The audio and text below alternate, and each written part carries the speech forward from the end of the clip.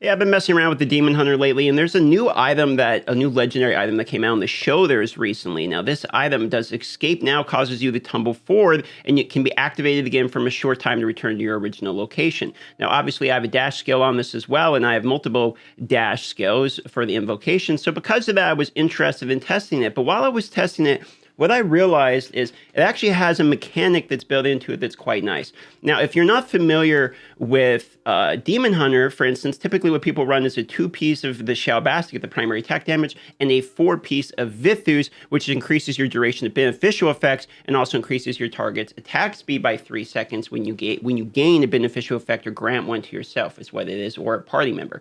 So how this actually ends up working is when you're using Demon Hunter's Vengeance, you get the increased duration, which is so important, and you get the primary attack damage, and that's kind of the synergy with the Vengeance build. Now, you're going to notice that the Vithus activates with the Vengeance. So you have this timing of significant damage from the Demon Hunter with your new Vengeance skill. So you're walking up here and you're like, okay, I got all my damage. Here's your Vithus. You can see your proc, etc. Now Vithus is gone. You got a few seconds left of the Vengeance. Vengeance is gone. Then you have this moment where you're lacking damage. But the new ability Escape allows you to re-trigger another buff.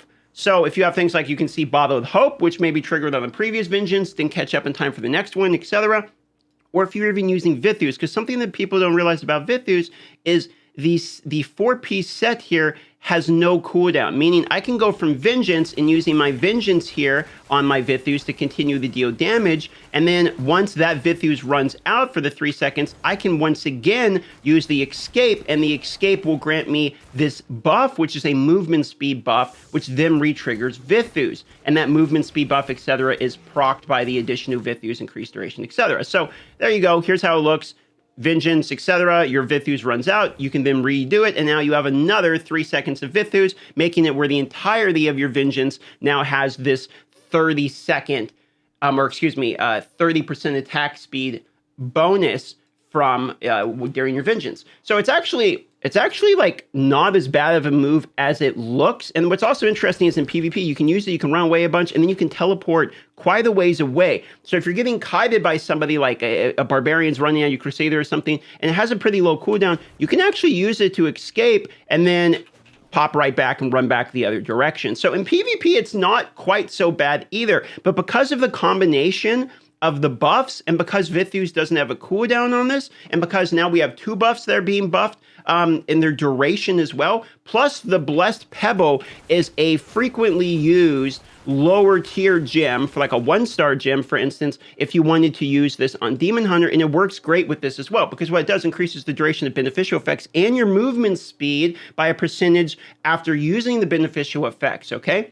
And that movement speed goes up as you upgrade it. So what that means is if you actually have this gem on, and let's just, for the sake of argument here, we'll just replace our Zwinsons with this. We'll just pop in this one here. So if you have this and you use your Escape, now you're moving even quicker. You can go even farther, and you have a longer time in which you can come back and repop back to that location. And then also it gives you more time of Vengeance, etc. So it has some decent synergy. For a single legendary item, it's actually not that bad. But let's look at a couple of the other Demon Hunter legendary items that got added.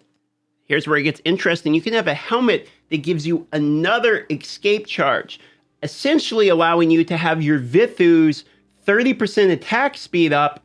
You can have your 30% attack speed proc from the Vithus up on a character that it really matters, like the Demon Hunter, and you can have it all the time because you get an additional Escape maximum charge as well with the helmet. Obviously, these new items are just out. I don't have it yet. The Escape shoulders is the shoulders we're talking about today. And then Rain of Vengeance, corroding enemy armor, increasing damage taken, stacking 5 times, is a 10% damage increase to that enemy, which means now what I would want in a PvE optimized dungeon is like a monk increasing damage, a barbarian increasing damage, a crusader increasing your crit rate, as well as damage, because they have a chest plate that does the same thing now, and then a Demon Hunter who's increasing damage as well. And then if you even get a weakness proc, you could really, really melt some bosses very quickly. Now, if we look at the pants, Escape now also grants a shield. So you can see where they're kind of buffing Escape a lot. Now, this is a harder one to make an argument for because there's a lot of other good pants. In particular, the Vengeance pants, I think, is just going to be better. But you can see Once again, there's another escape buff. I don't necessarily think that one's impressive.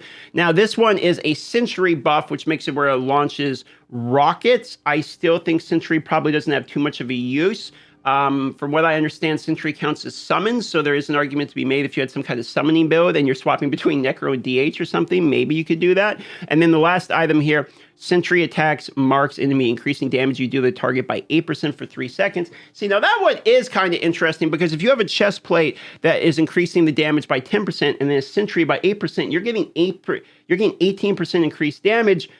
And then you could be having things like your Vengeance, Vithus proc, etc. I could actually see a world in which we live, in which the Demon Hunter just got more of a focus on boss takedown power. So while I think that the Demon Hunter maybe didn't get a whole bunch of super exciting ones, it did get a couple ones that are really interesting with the Escape for the reasons we've talked about, the Reign of Vengeance, and then also this 8% Sentry marked damage. It could actually be kind of a decent update for the Demon Hunter, so we're going to have to do some more testing on those. But overall, you can get 100% Vithus uptime with the attack speed. You can get a kitty cat who's constantly attacking you and harassing you, which you have to fight off for.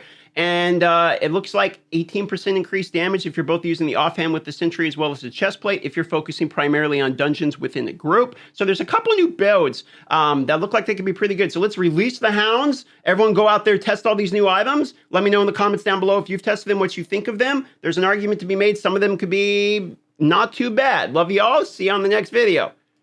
Kitty, you've really made this episode difficult today. I'm going to be honest, Kitty. You're kind of a problem.